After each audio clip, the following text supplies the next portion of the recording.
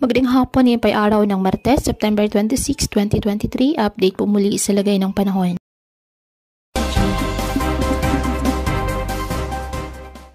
Southwest monsoon o habagat nakakaapekto ngayon sa western section ng Southern Luzon at Visayas.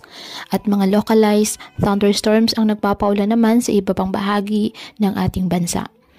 Sa ngayon, patuloy pa rin namin monitor ang isang low pressure area sa may labas po ng ating Philippine Area of Responsibility sa may silangan ng Northern Luzon.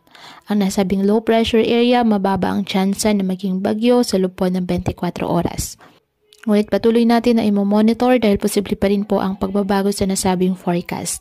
Ngayong araw dahil po sa habagat ang Mimaropa, Western Visayas, asahan na maulap na kalangitan na may kalat-kalat na pag-ulan at thunderstorms. Ang Metro Manila at nalalabing bahagi ng bansa, bahagyang maulap hanggang sa maulap na kalangitan with isolated rain showers or thunderstorms dahil pa rin po yan sa southwest monsoon at localized thunderstorms. Kaya pinapayuhan ng ating mga kababayan na maging maingat po sa mga posibilidad ng pagbaha at pagguho ng lupa, lalo na po kapag may malalakas na ulan, at ugaliin na magdala palagi ng payong o kahit anong panangga sa ulan o kahit naman sa init ng araw kapag lalabas po ng ating mga tahanan. At yan po muna ang update sa lagay ng panahon ngayong araw. Muli patuloy po tayo na mag-ingat at palaging tandaan, God loves you. Stay safe and God bless.